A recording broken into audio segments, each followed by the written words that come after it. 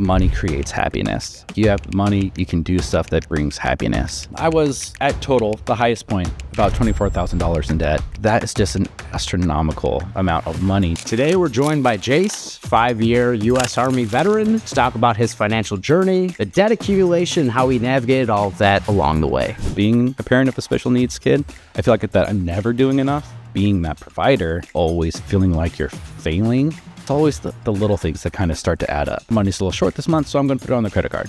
That's kind of how debt works, right? It just kind of slowly creeps up on you. And it was to the point where it's like, I don't know what we're going to do. You have to be humble and say, you know what, this is getting over my head. You have to figure out who you are, what you became, and how to kind of fit that into your everyday life now. I could have been someone completely different if that did not happen.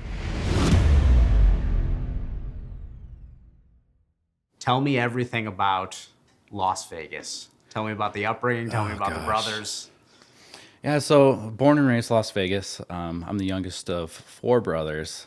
And it was always, it's weird growing up there because everyone else has this like look at what Vegas is. And I never saw it as anything different besides this is just where I grew up. We grew up in a meager household. My dad was the only one working. And so he was very financially intuitive. Yeah. And so he was always trying to kind of save for the future and not really what we needed at the moment. Yeah. Which I understand now. But at the time, especially with 4 kids, I always got like the hand-me-downs. I always got like, for school, I always had like one outfit at least. Yeah. And like, if my shoes could last from last year, they made it to the next year. Yeah. But so we always had everything that we needed, but it was definitely an experience growing up in Vegas. The thing that is interesting to me about the brothers, none of the 3 brothers before you were in the service. Right. And then you, the 4th one, come along and you're like, this is the route. I don't know if that was a smart decision or like a desperate one, but it was just always something that was in the back of my mind. But it's kind of like this perfect storm of things that just kind of happened. I come from a police background family. So my dad was a police officer. My brother ended up being a police officer. But my grandfather was military. My great-grandfather was military. He was actually highly decorated in the Air Force. And my mom despised, not the military, she despised kind of what it did to the family. And so she was always like, none of my sons will ever join. None of them. And in fact, her father was like, Jace would do pretty good in the military. She's like, shut your mouth. Don't you ever say that. But it did ended up being where I got to a point in life where it's just like, I got to do something. Yeah. So it was, I went into it with a plan though.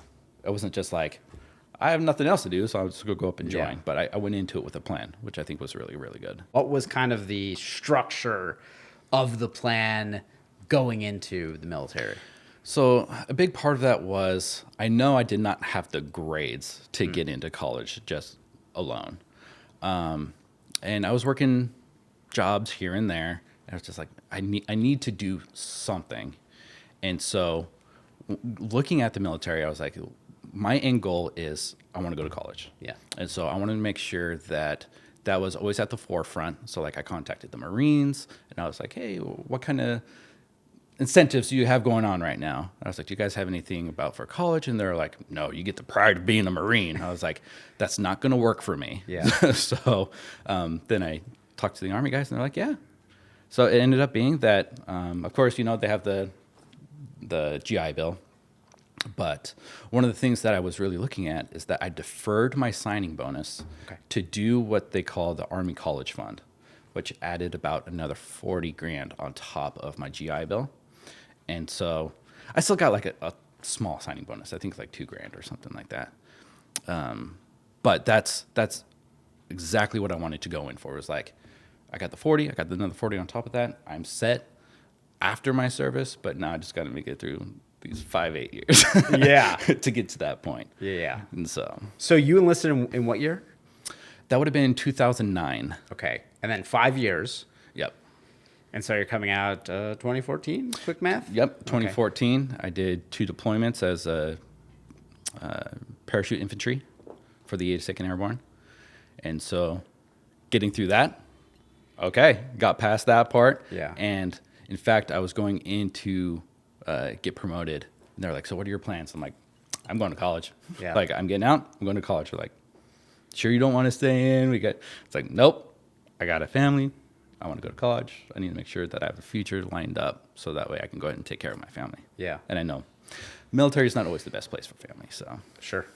So walk me through, because one of the things that has become very apparent just in you and I talking is that semblance of a structure, of a path forward. And so as you are kind of in that intersection of, I could stay for longer, it seems like that wasn't really ever in the cards, or I can transition back to civilian life. Family, obviously, a big part of that. Going and earning the college degree, certainly a big part of it. What else as part of that transition was the big factors at the time? So I did look into staying in, actually. Okay. But it definitely would have been a career change. I was looking at EOD, or explosive ordnance disposal. I was just looking into it. My son was born October of 2013. At that point, I was already in the PCS process. I was already transitioning out. And so having that kind of really changed a lot, because you could still decide the last minute, I want to stay in, and then you can all re-up and everything.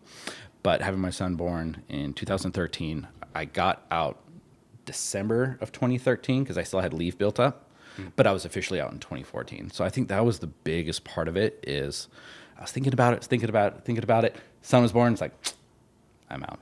Yeah. I have a family that I need to take care of now. Walk me through just all the things going into you, this identity, 5 years of your life, core part of what you're doing, now coming back to just being Jace, the civilian. So it is, especially being in the infantry, there is a lot of stuff coming behind that. Having to have that, changing the way that I think, Yeah. the way that I say things, because it's a very, very morbid humor. Sure. Very morbid way of thinking. Because, I mean, you could die almost every day, right? And so you kind of get used to that. You have to accept that. And then having to change the way that I thought about things, having the way to interact with people in normal day-to-day. I worked for a video game company in Vegas, and just being in a high-rise building, it's just like, man, like, look at all these places that people could hide and they could do all these different Sure. things, and like getting out of that mindset and back into, you're just in Vegas. Like, Yeah. There's nothing that you have to worry about. I won't say there's nothing you have to worry about in Vegas, but Sure. Yeah. You're trying to revert back to old you, or are you trying to create the new you? I mean, what is like the kind of warping of the mindset? I don't think that there would be any way of going back. I've even had, I would talk to old friends from high school, and a lot of them point out, it's just like, you look different. Yeah. And it's just a matter of possibly what I went through, possibly mindset, but whatever the case is, I mean, there is no going back. It's just, you have to figure out who you are and what you became, Yeah. and how to kind of fit that into your everyday life now. And it can definitely be a difficult transition. I mean, I dealt with a lot where, just internally, trying to figure out who I was and who I could be. Yeah. And I didn't want to be like that, because I see a lot of the people that I served with turn out like that. Yeah. And I was like, I can't be like that, especially because I did decide to get out for my family. So I have to be there for my family. So I can't be like that.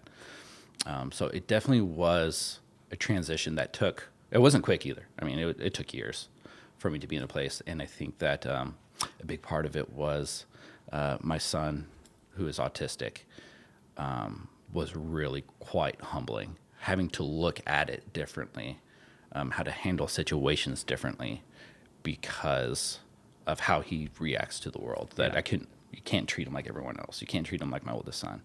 And so I think that was a big part of me becoming who I am now. Yeah. Was having to help him along the way. how long were you a stay-at-home dad? What did the day-to-day life look like? Had you ever imagined that would have been, in terms of all your career arcs and family arcs and you as a human, like that? I'm guessing, maybe I'm projecting because I spent a year as a stay-at-home dad, but I'm assuming that wasn't part of like the grand scheme of your journey. Right. So my wife is very passionate and she is very good at what she does. Yeah. And she was going to college in Vegas. We got married and she was still staying in Vegas, going to college.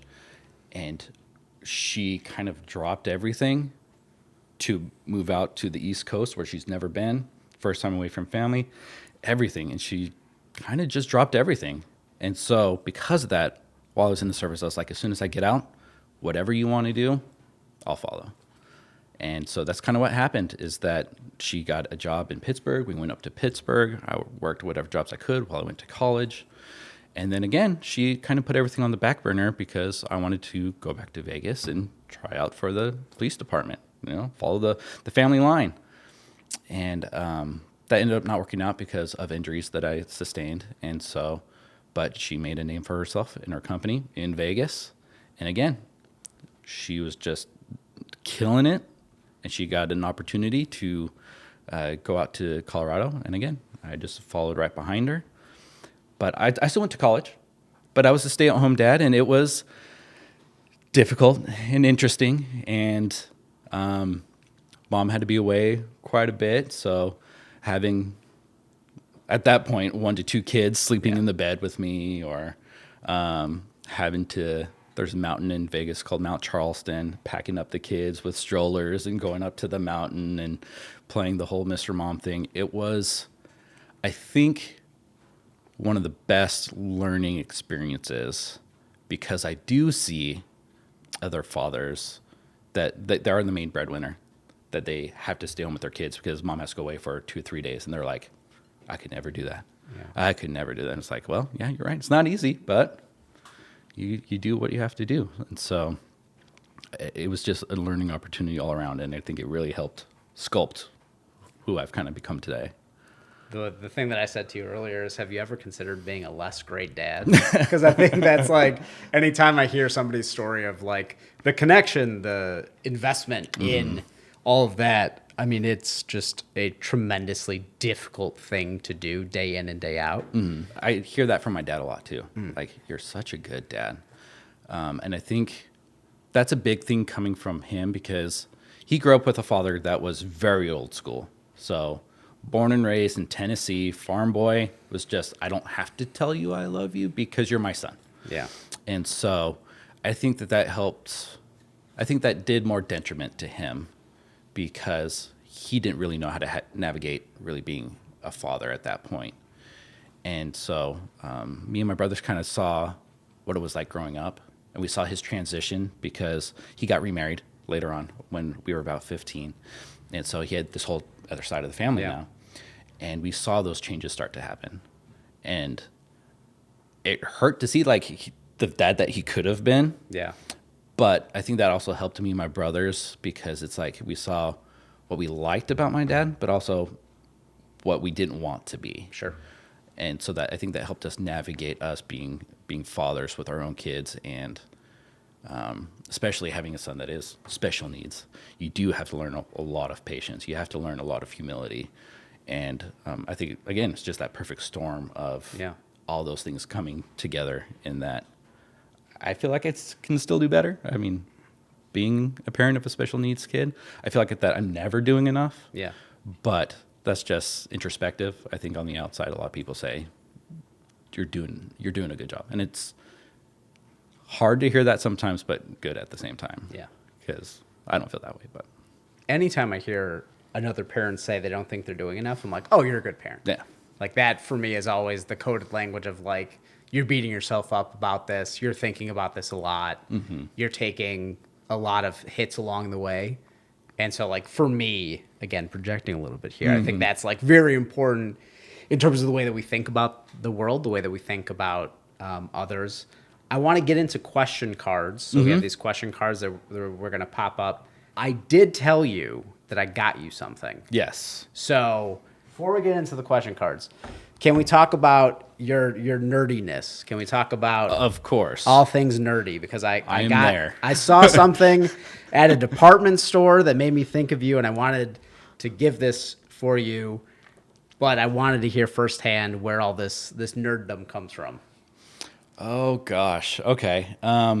So a big part of it is that being the youngest of four boys, no one wanted to hang out with their little brother, and so I always had to turn to like board games with my mom, or like we didn't even really have enough money for like comic books, but we did have one, and I can remember it vividly because I would always read that thing, and it's just like I always wanted to be nerdy, but we never had the opportunity. Yeah. Or I never had the opportunity. But now that I am an adult with money and I can be as nerdy as I want, I have a nerd cave. Nice. Full of stuff. Nice. So that's kind of where it comes from. It's just like, didn't have it as a kid, but now I'm a kid with money. So I think you will like it. TBD on if your kids will like it too. But I think if nothing else, it's something that you all will get a good kick out of. There's like 9 or 10 of those in the series. That's number 1. And if you do like it, awesome. And if you don't, there's probably a local library that will love to take it from your hands. No, this is awesome. Thank you so much. In fact, I just started being a DM. Oh, there you go. This is the first time that my brother, my third oldest brother, our kids have a really, really close connection. We're the ones that live the closest together. And this will be our second session coming up towards Thanksgiving. We can play once a year. Yeah. But this is the first time that we've ever been able to really experience D&D. And so this is awesome, I think. And my son's getting into it now. He's actually already recommended a D&D podcast that we should listen to. So this is awesome. Thank you so much. Yeah, of course. Okay, question cards. Yes. I will shuffle the deck. You will cut the deck. So it's not rigged, or at least... Or maybe I'm a really very good... Vegas of you. Yeah, I know. That's I'll do a bridge and everything. And there you go. So they're pretty straightforward. They're questions from, if you want to cut the deck however you see fit. Thank you so much. So I'll read the question to you. Some of them are deeply philosophical. Some of them are sort of run-of-the-mill. Okay. There's one, I've said this a couple times now, there's one card in here that I should just dispose of. I hope we don't draw it. Okay. But if we do, I'll just skip over it. So the question is, I was wondering what you believe happiness is. And I'd be curious, just to add on to that, is how that has sort of evolved and changed over time. Oh, gosh. Yeah, so a big part of that, especially growing up, would be money creates happiness. Yeah. Like you have money, you can do stuff that brings happiness. But a lot of that aspect changed when my autistic son, he was nonverbal until about 4 or 5. And they do something that is called scripting. And so they pick up phrases from either TV shows, whatever the case may be. They understand the context that those words are being used in, and then they see those happening in front of them, and then they repeat what they hear. But having the first unprompted, hearing my son say, "I love you" for the first time, broke me. Yeah. Broke me. That was pure, unadulterated joy. Yeah. And ever since then, he continues to amaze me, and it's just the most awesome thing. Yeah. That, to me, is love right there. Oh, my gosh. Don't cry, don't cry. I know. I'm trying not to. No, I'm talking to myself. I just, you don't know this about me. I'm a big crier. One of my greatest qualities. Tell me something about yourself that would be surprising to know about you. I was in show choir.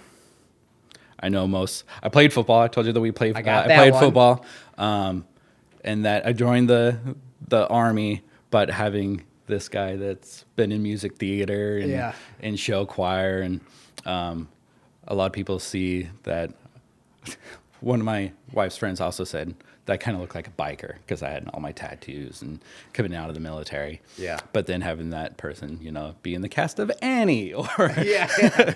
different types of musical theater. So Yeah. I think that was always a big surprise to people, is that I also have this kind of artistic side. Just like word for word, defying gravity, exactly. like doing the whole thing. I like it.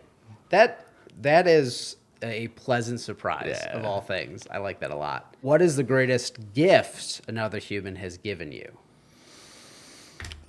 Greatest gift. I got into a little trouble when I was younger. I just turned 18, and so I was not counted as a minor anymore.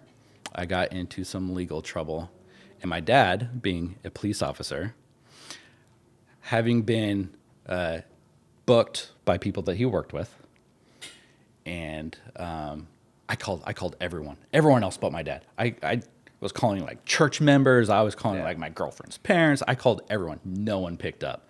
I called my dad right away, and he came up to the police department, and the one thing that he said was he wasn't even mad.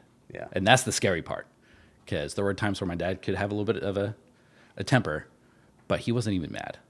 And he got real quiet and just said, "I can't believe I'm here right now. I am so disappointed." Oof. And that just hit me hard. Yeah. But because of that, that really changed how I had an outlook on life. And in fact, I wrote a college paper about it called The Turning Point. And I really think that because of that, that set me on a different trajectory throughout the rest of my life. Yeah. So I know that might not be necessarily what we're looking for, but that was probably one of the best things, is because I could have been someone completely different if that did not happen. Right. You got enough room for one more? Yeah. What is one mistake that you wish you could have done differently? Not that one, because that one proved out to be good in the long run. Yeah. But one mistake would be I didn't go EOD signing up for the military, because they had an 80 grand signing bonus, and they did not tell me that. I found out after the fact. Seemingly important information. Exactly. When I signed up, they were like, "Oh, on your ASVAB, you scored whatever job you want to do. Yeah. Go ahead and take it."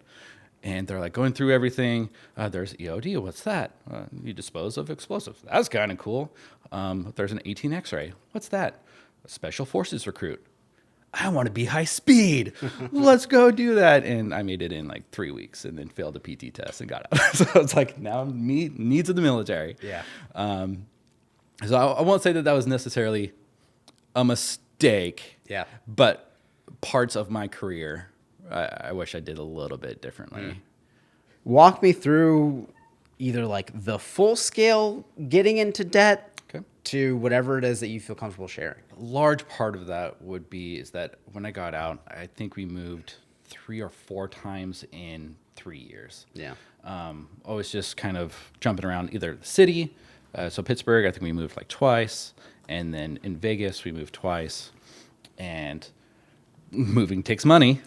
And I always tried not to do it, but it was one of those learning things from my father is, how come you can't do this yourself?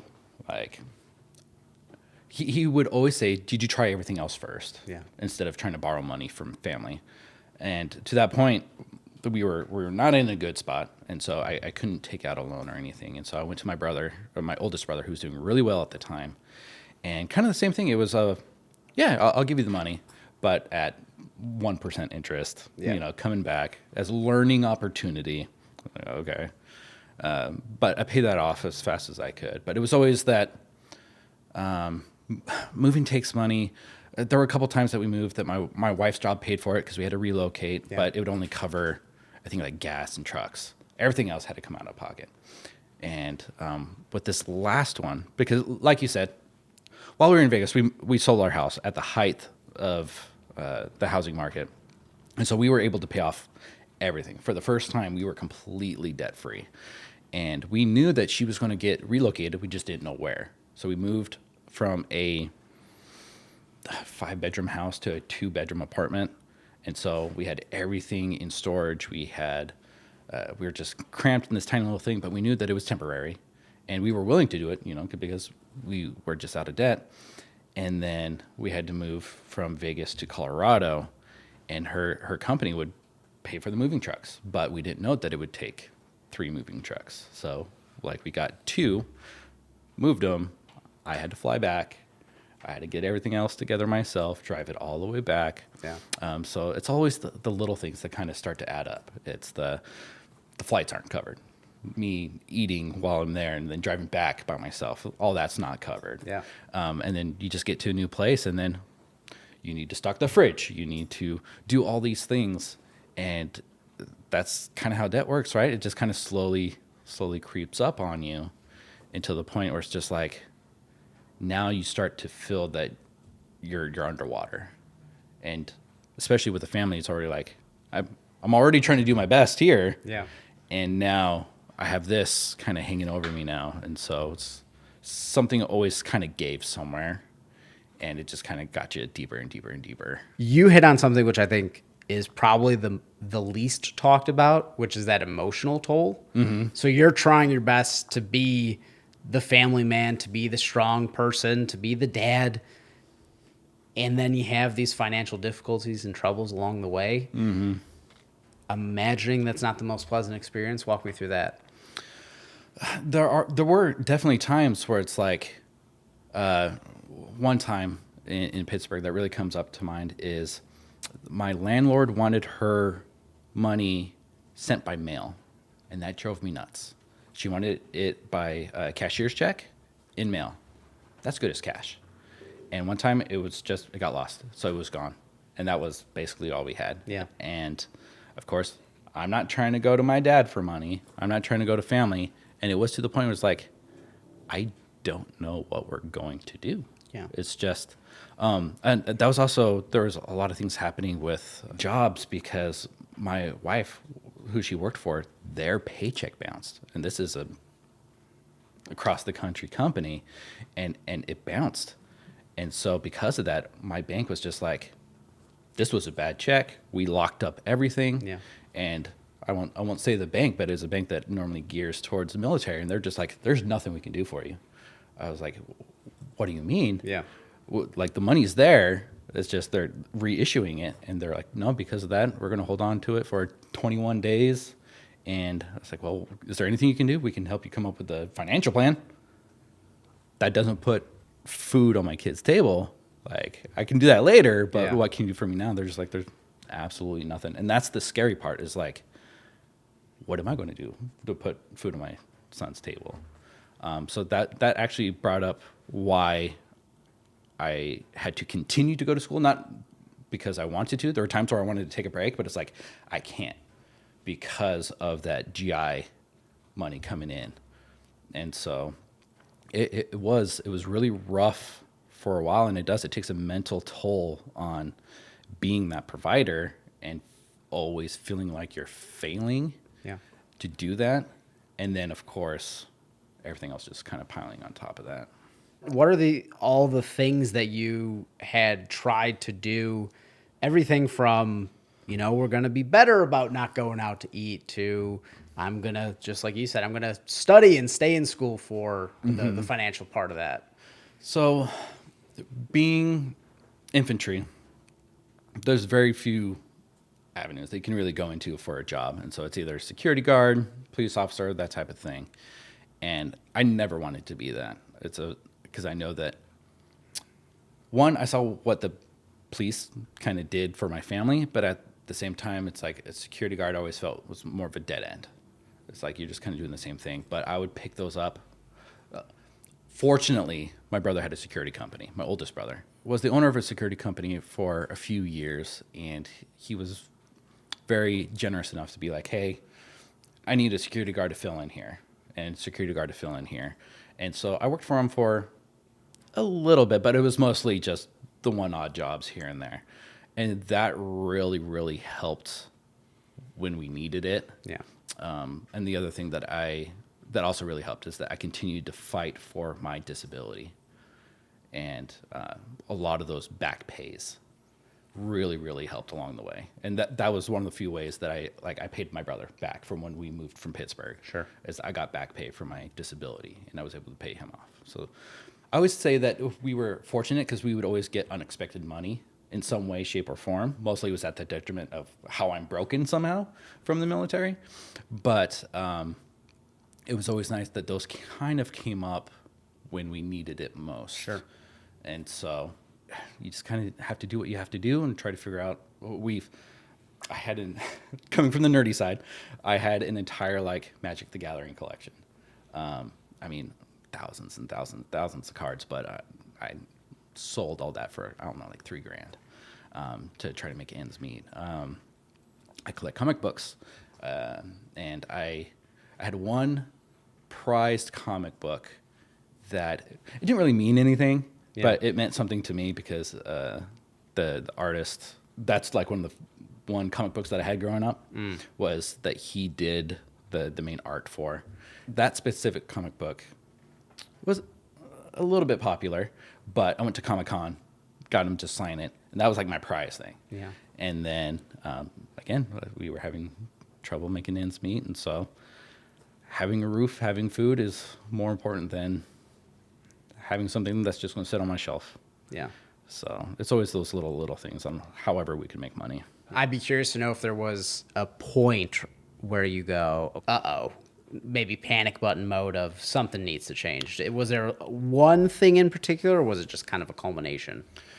So when it finally came down to it, we've tried debt consolidation, and that's where the majority of our debt came from. It was we were trying to get all taken care of, have all the payments in one spot, but that could be sometimes more detrimental because the payment was so high. Yeah. At one point, just for that was at the height like $900 a month.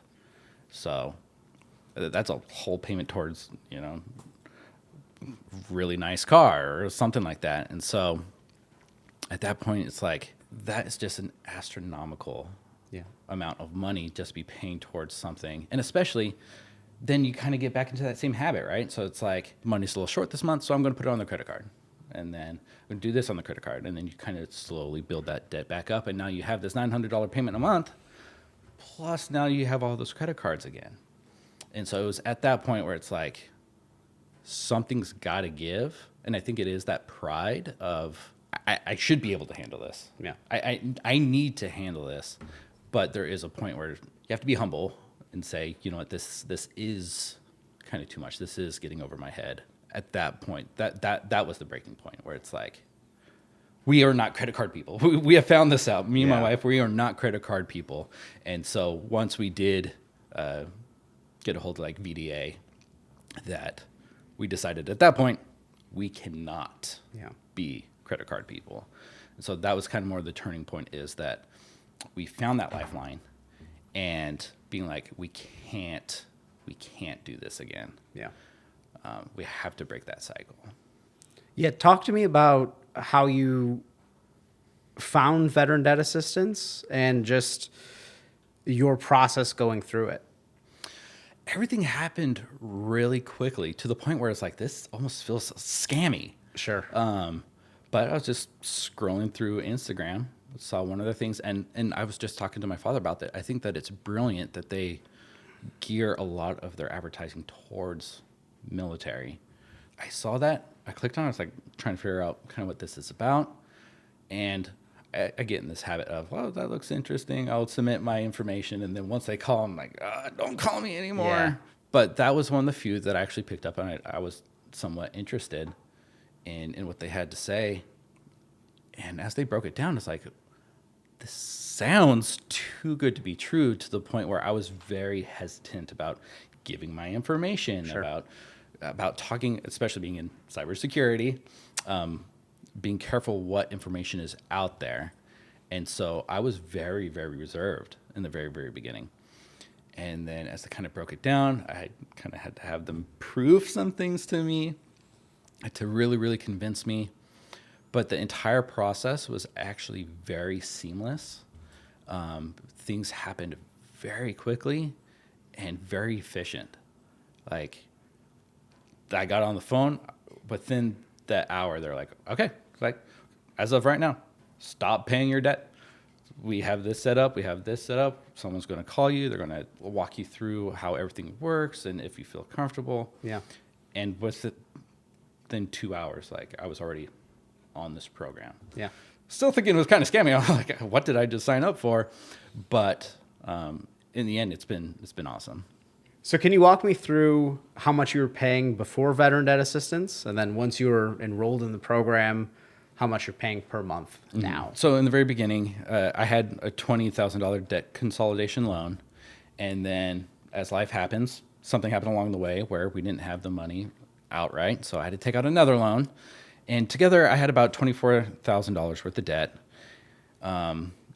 With those two together, it came out to about just over $900 a month. And that was when I started kind of looking at veteran debt assistance, and that kept popping up on my feed. I looked at it once, and then it was just always there. And so I thought I would take a look at it. And they said, we have a track record of saying we have talked most of the debtors down to 50%. We can cut your payments a month in half. One of the things is that they figure out when your paycheck is coming, and then they say it's an auto withdrawal for half the amount. So my wife gets paid twice a month. I get paid at the beginning of the month. And so right after she gets paid, they would take out their portion. And so that's the great thing, is that it's automatically withdrawn. And so it's not like we even really see it there, but it cut our payments a month in half. We pay less than $400 a month before, where it was $926. So that, of course, when you're already in a debt type situation, having half of your money back is amazing. Yeah. There's so much more that you can do because of that. I was at total, the highest point, about $24,000 in debt. And now working with Veterans Debt Assistance, it's going to be ending up being about $12,000. And in the end, that's always going to be worth it. If you were in the position and somebody asked you, would you recommend going through veteran debt assistance, what would you say? I went into it completely skeptical at first, 100%. But as they were able to continue to show me the track record, they were able to show me that proof. I was being convinced a little bit more and a little bit more and a little bit more. And then once I was fully enrolled, everything that they said happened. Someone's going to call you and talk to you about this, say how this works. 5 minutes later, someone called and explained to me. A lot of it was faith in the beginning, of course. I continued to make my payments. They said that's the most important thing. Stop paying your debt right now, which is scary. Mm-hmm. And that's one thing they said, that they're going to come at you with scare tactics, which they did. They said that my debt was submitted to some collection agency, which I don't know how they're still dealing with VDA if it's already over there, but my credit took a huge hit, which they said, that's going to be the scariest part. Yeah. You're going to see where your credit's at, and it's going to tank. But that's the part where you're going to have to really trust and believe in the process, because that's one of their scare tactics, is you're going to see all the bad things of that coming first. And then, as I talked to you before, kind of just so happens last week that $4,000 that I took out after the 20 grand, that's already been paid off by VDA. They talked it down 50%. So whatever was $4 grand, I only paid $2,000. They accepted it. Everything's said and done. So to me, already right there, yeah, proof is in the pudding. Like, it's scary, but trusting the process, knowing that they upheld their word, and now knowing that I can't get back into that cycle. Yeah. Which I believe that they do have people there to be able to assist you in making sure that you continue doing what you're supposed to be doing. Let's talk about the now and the future. Are we feeling optimistic moving forward post veteran debt assistance? Are we feeling hopeful? How do we describe that? So, yes, very, very hopeful. It helped us come to that conclusion. As I said before, we are not credit card people. So we got rid of, I think, 90% of our credit cards. We keep one for emergencies, one that we just kind of keep open. I think we just use it for like gas. We make sure that we pay it off every month. So that we still do have that credit trail. Yeah. But I think that might be one of the most difficult things is that you have to look at yourself and understand that you can't get back into this cycle. And again, you cut off credit cards, credit takes a hit. All this stuff is going to be really, really scary right now. But just even having that $400 back is getting a little bit more financial freedom that we can put towards something else. Having a kid with special needs, that $400 can go towards his care now, which before it was always kind of trying to put it together, figuring things out with insurances and all that stuff. So having that now does take a lot of weight off because I don't have to worry about the payments. It comes out automatically. Having a lot less credit cards, having to track on who I haven't paid yet or who I have paid yet.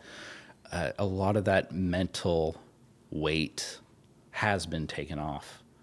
And it shows, like, just my relationship with my wife, my relationship with my family, being able to enjoy having those family moments, not having to worry about, okay, well, where am I going to get money for the next payment to come from? That's one thing I definitely did learn along the way, is that if we don't talk about it, you create, like, whatever it is that you're not talking about is a monster that's being caged up. Yeah. That's how I've felt, especially within the veteran community. I'm very open about talking about like PTSD, all the stuff that I had to deal with. And it's because people that keep those locked up can always end up badly. One of those things also being debt. A lot of people don't like to talk about it. It is, especially when it comes to financial issues, that it can be a sensitive subject. But I always want to be able to help wherever I can. And if that means that I have to be vulnerable, or to others in the community that they might think that I'm less manly, I don't know, whatever the case may be. But if I can help someone along the way, if it's just one person, then it was always worth it. Awesome. Thank you for your time, your energy, your perspective, and I appreciate it. Mike, thank you so much for having me. This has been awesome. It's been amazing. The entire crew, thank you guys so much. Everything's been, just can't say enough to you guys for having me here. It's been amazing. I would like to, really thank Veterans Debt Assistance, because it's put us in such a good place now than what we have been in a really, really long time, that I just can't thank them enough for what our future is going to be like. So thank you so much. Thank you.